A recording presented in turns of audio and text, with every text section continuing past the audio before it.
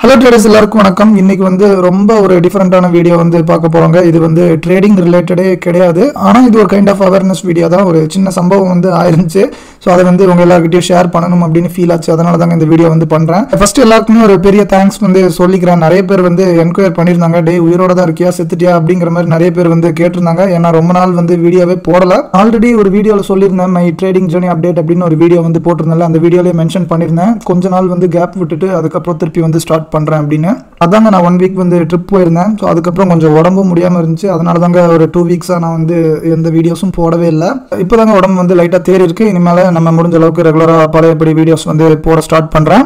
சம்பவம் என்னதுன்னா, நம்ம வந்து ட்ரிப்பு போயிட்டு வந்த உடனே ஒரு பெரிய ஸ்கேமரை வந்து செஞ்சு விட்டாச்சு. அதுவும் போலீஸ் கேமரா. நான் ட்ரிப் போனது வந்து தாய்லாந்துக்கு வந்து போயிருந்தேங்க. ஸோ ரிட்டர்ன் வர்றப்போ தாங்க இந்த சம்பவம் வந்து ஆயிருந்துச்சு. ரிட்டர்ன் வந்து நான் பெங்களூருக்கு தாங்க போட்டிருந்தேன். ஏன்னா பெங்களூர்ல வந்து ஒரு ஃப்ரெண்ட் வீடு இருந்துச்சு. அதனால பெங்களூர்ல இருந்து டிக்கெட் வந்து போட்டிருந்தேன். வரப்போ ரிலேட்டிவ் ஒருத்தவங்களுக்கு வந்து ஒரு லிக்கர் பாட்டில் வந்து வாங்கிட்டு வந்திருந்தாங்க. ஒரே ஒரு பாட்டில் தான் வாங்கிட்டு வந்திருந்தேன். நான் ஏர்போர்ட்ல இருந்து டாக்ஸி எடுத்துட்டு ஃப்ரெண்ட் ரூமுக்கு வந்து போயிட்டு இருந்தாங்க. மிட் நைட் 1 o'clock 1:30 பக்கம் இருக்குங்க. வர வழியில பயங்கரமா தடபுடலா செக்கிங்லாம் பண்ணிட்டு இருந்தாங்க, ஏதோ எலெக்ஷன் டைம்னு சொல்லி. ஸோ 5-6 போலீஸ்க்கு மேல நின்று இருந்தாங்க ஒரு செக் போஸ்ட்ல. அது போக இன்னும் ஒரு 7-8 பேர் கலர் ட்ரெஸ்லயும் அந்த போலீஸ் கூட நின்று அவங்களுக்கும் ஹெல்ப் பண்ணிட்டு இருக்கிற மாதிரி பண்ணிட்டு இருக்காங்க. ஸோ ஒரு 10-15 பேர் பக்கம் இருந்திருப்பாங்க. போலீஸும் இருந்தாங்க, ஃப்ரெண்ட்ஸ் ஆஃப் போலீஸ் அப்படின்னு சொல்லுவாங்கல்ல, அவங்களும் இருந்தாங்க. அப்போ வந்து நம்ம வண்டியை வந்து மறைச்சு உள்ள வந்து ஃபுல்லா பயங்கரமா செக்கிங் பண்ணாங்க.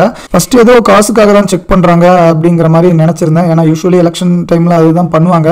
ஸோ அதுக்கப்புறம் நம்மளோட லிக்கர் பாட்டிலை பார்த்துட்டு, இதுவும் கொண்டுலாம் வரக்கூடாது கார்ல, உங்களுக்கு ரூல்ஸ்லாம் தெரியாதா, அது இதுன்னு ரொம்ப ஓவரா பேச ஆரம்பிச்சிட்டாங்க. கோட் ஆஃப் கண்டக்ட் தெரியுமா தெரியாதா அப்படிங்கிற மாதிரிலாம் கேட்டுட்டு இருந்தாங்க. என்ன ஒரு கோட் ஆஃப் கண்டக்டோ, 1 பாட்டில்லாம் கொண்டு போறதுல என்னதான் இவங்களுக்கு ப்ராப்ளம்னு எனக்கு வந்து சத்தியமா புரியல. அதுக்கப்புறம் நம்மள விடல, வண்டியை ஓரமா நிப்பாட்ட சொல்லிட்டு வர வச்சுட்டாங்க. வர வச்சுட்டு வேனுக்குன்னு 10-15 நிமிஷம்லாம் நிக்க வச்சுட்டு இருந்தாங்க. நான் போய் பேச ட்ரை பண்றேன். நான் பிஸியா இருக்கிற மாதிரியே சீனை போட்டுட்டு இருந்தாங்க. அதுல ஒரே ஒரு கலர் ட்ரெஸ் போட்டிருந்த அந்த ஃப்ரெண்ட்ஸ் ஆஃப் போலீஸ் அப்படிமாங்கல்ல, ஸோ அவங்க மட்டும் ஒருத்தங்க வந்து தமிழ் பேசியிருந்தாங்க.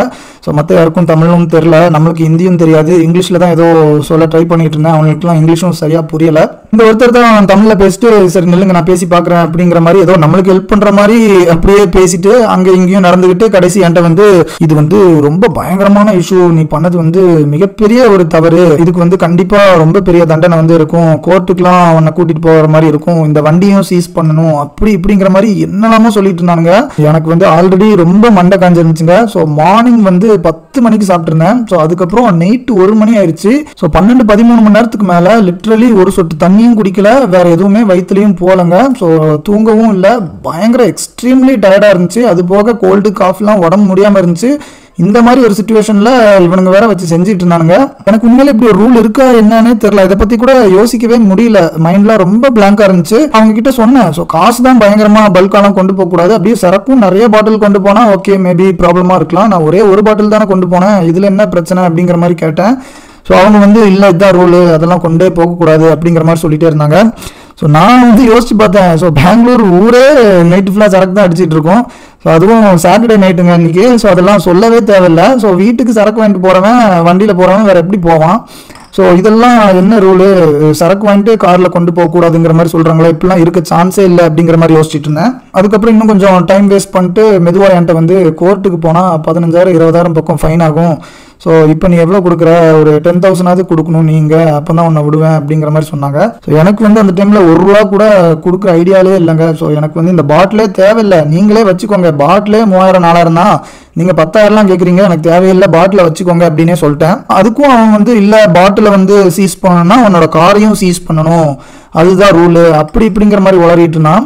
மிட் நைட் 1:30-1:45 ஆகுதுங்க. ஸோ என்னோட ஒய்ஃபோட வேற நான் வந்து நடுரோட்டில் நின்றுருக்கேன். அது போக இந்த கேப் டிரைவரை பார்க்கவும் பாவமா இருக்கு. ஸோ அவங்களோட காரையும் சீஸ் பண்ணுவேன் அப்படிங்கிற மாதிரி சொல்லி மிரட்டிட்டு இருக்காங்க. ஸோ அதனால வேற என்ன பண்றதுன்னே தெரியாம சரி போய் தொலைது அப்படின்னு சொல்லிட்டு காசு அனுப்புறேன். ஆனால் என்கிட்ட 10,000 இல்லை 5,000 தான் இருக்கு அப்படின்னு சொல்லிட்டேன். அதுக்கப்புறம் அவங்க என்னமோ ரொம்ப யோசிக்கிற மாதிரி யோசிச்சுட்டு, சரி 5,000 அது தா, வந்த வரைக்கும் லாபம் அப்படிங்கிற மாதிரி கேட்டானுங்க. ஸோ கையிலலாம் காசு இல்லை, நான் கூகுள் பே ஃபோன்பே வேணா அனுப்புறேன் அப்படிங்கிற மாதிரி சொல்லியிருந்தேன். அதுக்கப்புறம் ஃபோன்பேல அனுப்பு அப்படின்னு சொல்லி ஃபோன்பேல 5,000 வந்து அனுப்பிச்சு விட்டுருந்தேன். நல்ல வேலைங்க நம்ம கையில கொடுக்காம இந்த ஃபோன்பேல அமிச்சது தாங்க நம்மளுக்கு வந்து ரொம்ப ஹெல்ப் பண்ணுச்சு. அது என்ன ஹெல்ப் பண்ணுச்சு அப்படிங்கறத தெரிஞ்சுக்கிறதுக்கு வீடியோ வந்து ஃபுல்லா பாருங்க. அதுக்கப்புறம் 5000 ரூபாய் அனுப்பிச்சதுக்கு அப்புறம் கிளம்பலான்னு பார்த்தா எங்க கிளம்புற பாட்டில தான் அப்படிங்கிற மாதிரி கேட்கறான் அந்த ஃப்ரெண்ட் ஆஃப் போலீஸ் வந்து. அதான் 5000 ரூபாய் அனுப்பிச்சிட்டல, அப்புறம் எதுக்கு பாட்டிலையும் கேட்கறீங்க அப்படின்னா, இல்லைங்க அதான் ரூல் 5000 வந்து உங்களை அனுப்புறதுக்கு தான் நாங்க வந்து 5000 கேட்டோம், ஆனா பாட்டில வந்து கண்டிப்பா சீஸ் பண்ணி ஆகணும் அப்படின்னு சொல்லிட்டு திருப்பி ஆரம்பிச்சிட்டாங்க பிரச்சனையை. அந்த போலீஸ் அந்த ஃப்ரெண்ட்ஸ் ஆஃப் போலீஸ் எல்லாருமே குடிச்சிருந்தாங்கன்னு நினைக்கிறேன். பயங்கரமா ஆல்ரெடி அவங்க கிட்ட இருந்தே ஸ்மெல் வந்துச்சு. அதுக்கப்புறம் அவங்க கிட்ட ரெக்வஸ்ட் பண்ணியிருந்தேன், ஒரு உடம்பு முடியாதவங்களுக்கு இந்த பாட்டில் வந்து எடுத்துட்டு போறேன், ஸோ ஒரு 2 மாசமா இந்த பாட்டில் வரும் தான் அவங்க வெயிட் பண்ணிட்டு இருந்தாங்க, ஸோ தயவு செஞ்சு விட்டுருங்க, ஆல்ரெடி 5000 ரூபாலாம் கொடுத்தாச்சு, ஸோ இதுக்கு மேலே ப்ளீஸ் பிரச்சனை பண்ணாதீங்க அப்படிங்கிற மாதிரி கொஞ்சம் ரெக்வஸ்ட் பண்ணியிருந்தேன். நான் தனியாக இருந்தேன்னா நடந்திருக்கிறதே வேறங்க, ஏன்னா கண்டிப்பாக இவங்க ஸ்கேம் தான் பண்ணுறாங்கன்னு தெரிஞ்சு போச்சு. ஆனாலும் மிட் நைட்டில் ஒரு பொண்ணு கூட இருக்கும், ஸோ கேப் டிரைவர் வேற ரொம்ப பாவமாக இருந்துட்டு இருக்காங்க. ஸோ அவங்க 2 பேருக்காக நான் வந்து இறங்கி போக வேண்டியதாக போச்சு. அதுக்கப்புறம் அவன் சரி எடுத்துகிட்டு போங்க ஒன்றும் பிரச்சனை இல்லை அப்படின்ட்டான், பாட்டில் விட்டுட்டான். ஸோ அதுக்கப்புறம் வீடு வந்து சேர்றதுக்கு 2:15 பக்கம் ஆயிட்டுங்க. ஸோ போகிற வழியிலேயே கேப்ல இருந்துட்டு அவனுக்கு வந்து மெசேஜ் அனுப்பிச்சிருந்தேன். அதனால சத்தியமாக முடியல, அதுவே மைண்டில் ஓடிட்டே இருந்துச்சு, சார் ரொம்ப ஏமாத்திட்டான்ல அப்படிங்கிற மாதிரி ஓடிட்டே இருந்துச்சு. அதனால அப்போவே ஒரு 10 நிமிஷத்துலேயே அவனுக்கு வந்து ஒரு மெசேஜ் வந்து போட்டேங்க. ஸோ டைம் பாருங்க 1:35 வந்து ஆயிருக்கு. ஸோ ஹாய் சார், நான் தான் இப்போ உங்களுக்கு 5000 ரூபா அனுப்பிச்சு விட்டேன். இப்போ தான் என்னோட போலீஸ் ஃப்ரெண்ட்ஸ் அப்புறம் மற்ற பீப்புள்கிட்டலாம் செக் பண்ணேன், இந்த மாதிரிலாம் ஒரு ரூலே இல்லை, அதுவும் நான் டியூட்டி ஃப்ரீ பில் வந்து வச்சுருந்தேன், அதாவது ஏர்போர்ட்லேருந்து வாங்கிட்டு வர்றதுலாம் டியூட்டி ஃப்ரீ லிக்கர் அப்படிம்பாங்க. ஸோ அந்த இது வாங்கினதுக்கெலாம் பில்லும் வச்சுருந்தேன். ஸோ இதெல்லாம் நீங்கள் சீஸ் பண்ணவே முடியாது, நீங்கள் எல்லோரும் சேர்ந்து என்னை ஏமாற்றிட்டீங்க, ஸோ அட்லீஸ்ட் ஒரு 2500 ரூபாயாவது அனுப்பிச்சி விடுங்க 5000ல், இல்லாட்டி இதை வந்து நான் கண்டிப்பாக ஒரு பெரிய இஷ்யூ வந்து ஆக்குவேன் எல்லாருக்கும் கம்ப்ளைண்ட் பண்ணி அப்படிங்கிற மாதிரி அனுப்பியிருந்தேன். அவன் வந்து ரிப்ளையே பண்ணலங்க. அதுக்கப்புறம் கால் பண்ணியிருந்தேங்க, அவனுக்கு ஒரு 2:45 பக்கம் வந்து கால் பண்ணியிருந்தேன். நான் மெசேஜ் அனுப்பிச்சேன், பார்த்துட்டு நீங்கள் ரிப்ளையே பண்ணல அது இதுன்னு கத்திட்டு இருந்தேன். நான் வந்து இங்கிலீஷில் தான் பேசினேன், அவன் வந்து கன்னடாவில் ஏதோ கத்தி உளறிட்டு கட் பண்ணிட்டாங்க. ஸோ திருப்பியும் கால் பண்ண எடுக்கவே இல்லை. அதுக்கப்புறமும் நான் வந்து தூங்க ட்ரை பண்ணேன், என்னால் நிம்மதியாக தூங்கவே முடியல. ஸோ இந்த 5000 ரூபாங்கிறது நம்மளுக்கு வந்து மேட்டர் இல்லைங்க. ஸோ அதாவது எனக்கு 5000 ரூபா பெரிய விஷயம் தான், ஆனால் இந்த டைமில் மண்டையிலேயே ஓடிட்டு இருக்கிற அளவுக்கு அது வந்து பெரிய விஷயம் இல்லை. ஆனால் நம்மளை ஏமாத்திட்டானுங்களேன்ற மாதிரி ரொம்ப மைண்டில் ஓடிட்டே இருந்துச்சு. ஸோ நம்ம மேலே ஏதாவது தப்பு இருந்தால் பரவாயில்லைங்க, இப்போ ஏதோ ஒரு ஹெல்மெட் போடலை இல்லை லைசன்ஸ் இல்லை அந்த மாதிரி ஏதாவது விஷயம்னா சரி நம்ம மேலே தான் தப்பு அப்படின்னு சொல்லிட்டு வேறு வழி இல்லாமல் காசு கொடுப்போம். ஸோ அதை பற்றிலாம் நம்ம ரொம்ப யோசிக்க மாட்டோம், ஒரு 10-15 நிமிஷம் மைண்டில் நிற்கும், அதுக்கப்புறம் மறந்துடுவோம். ஆனால் இந்த விஷயத்தில் தப்பு நம்ம மேலே 1% கூட இல்லாததுனால எனக்கு வந்து இதே மைண்டில் ஓடிட்டு இருந்துச்சு. நம்மளே ஊரில் உள்ள அத்தனை ஸ்கேமர்ஸையும் ஓட விட்டுருக்கோம், நம்மளே ஒருத்தன் வந்து இப்படி ஸ்கேம் பண்ணிட்டானே அப்படிங்கிற மாதிரி ரொம்ப எரிச்சலாக இருந்துச்சு. அதுக்கப்புறம் ஃபோனையும் கட் பண்ணிட்டு திருப்பி எடுக்காமல் இருந்தானா அதுலேருந்து ரொம்ப காண்டாயிருச்சு. அதனால நம்மளுக்குள்ள இருந்த அன்னியன் வந்து வெளியில வந்துட்டான், டிஓடி மோடுக்கு வந்து மாறியாச்சு.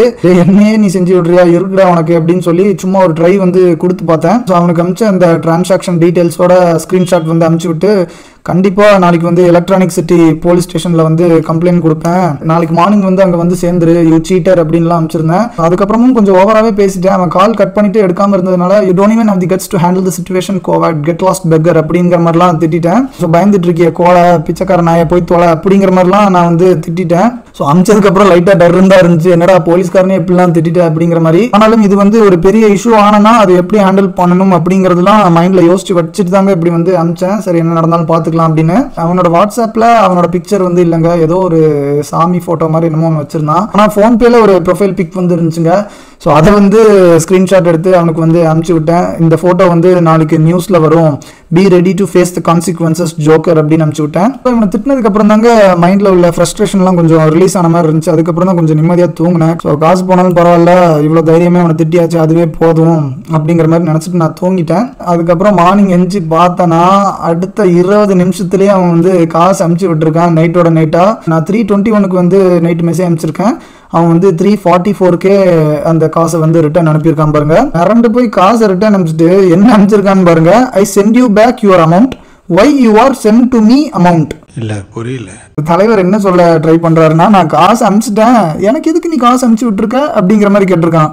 என்னமோ நான் தெரியாம அனுப்பிச்ச மாதிரி அவன் திருப்பி நம்மளுக்கு அனுப்பிச்சிருக்கானா. ஸோ எனக்கு எதுக்குப்பா காசு அனுப்பிச்சு விட்டா, இந்த உன்னோட காசு அப்படிங்கிற மாதிரி கேஷுவலா மெசேஜ் வந்து போட்டிருக்கான். அதை பார்த்து தான் விழுந்து சிரிச்சிட்டு அதுக்கப்புறம் அவனுக்கு வந்து நான் ரிப்ளையே பண்ணல. திருப்பி இதுக்கு பயங்கரமா ரெஸ்பான்ஸ் கொடுத்து கலாய்ச்சி வரலாம் அப்படின்னு நினைச்சேன். அவன் இங்கிலீஷ் அனுப்பிச்சிருக்கிறதுலே தெரியுது. ஸோ இங்கிலீஷ் வந்து அவனுக்கு சுத்தமா தெரியாது, நம்ம அனுப்பிச்சாலும் புரியாது.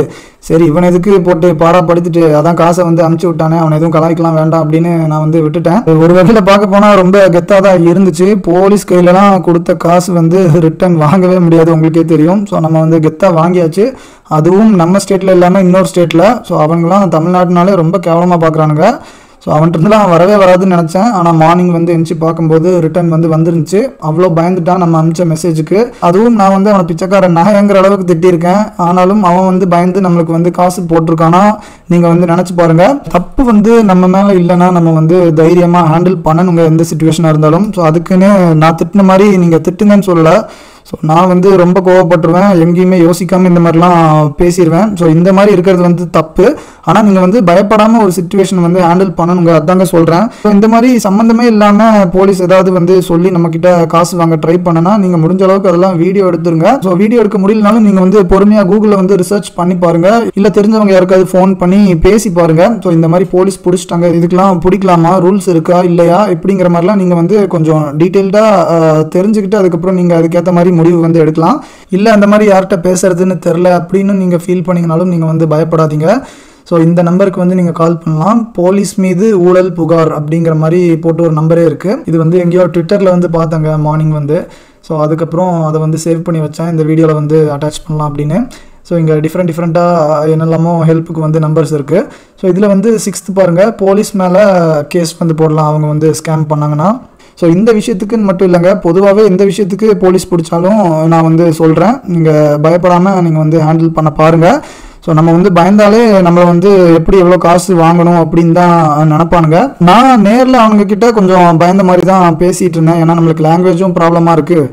ஸோ டைம் வேறு ஆயிடுச்சு, இதில் ஒய்ஃபு கேப் டிரைவரு இவங்களெல்லாம் வேறு பார்க்கணும் அப்படின்னு சொல்லிட்டு நானே கொஞ்சம் பதட்டமாக தான் இருந்தேன். அதனால் நம்மளை டக்குன்னு செஞ்சு விட்டானுங்க. ஆனால் நீங்கள் அந்த மாதிரி சுச்சுவேஷனில் பயப்படாமல் ஹேண்டில் பண்ணனா கொஞ்சம் தப்பிக்கிறதுக்கு வந்து நிறைய வாய்ப்புகள் இருக்குது அப்படின்னு சொல்கிறேன். ஏன்னா நம்ம கரெக்டான ரூல்ஸ் பேசினோன்னா அதுக்கு மேலே அவனாலலாம் ஒன்றும் பண்ண முடியாது. இந்த படத்துலலாம் காட்டுற மாதிரி அவங்க திருப்பி நம்மளை ஏதாவது பண்ணுற மாதிரிலாம் பண்ணலாம் முடியாது. நம்ம கரெக்டான ரூல்ஸ்லாம் பேசினோன்னா அவங்க கண்டிப்பாக பயந்து விட்டுருவாங்க. ஸோ அதுக்கு தாங்க இந்த வீடியோ வந்து போட்டேன், உங்கள் எல்லாருக்கும் ஷேர் பண்ணணும் அப்படின்னு தோணுச்சு. ஸோ இன்னொரு முக்கியமான விஷயம், இந்த மாதிரி நீங்க ஏதாவது ஒரு சிச்சுவேஷன்ல மாட்டிக்கிட்டாலும் காசு கொடுக்க வேண்டியது ஆனாலும் நீங்க கையில வந்து கொடுக்காதீங்க. கையில காசு இருந்தாலும் இப்ப யாருமே 90% கையில காசே வச்சிருக்க மாட்டீங்க.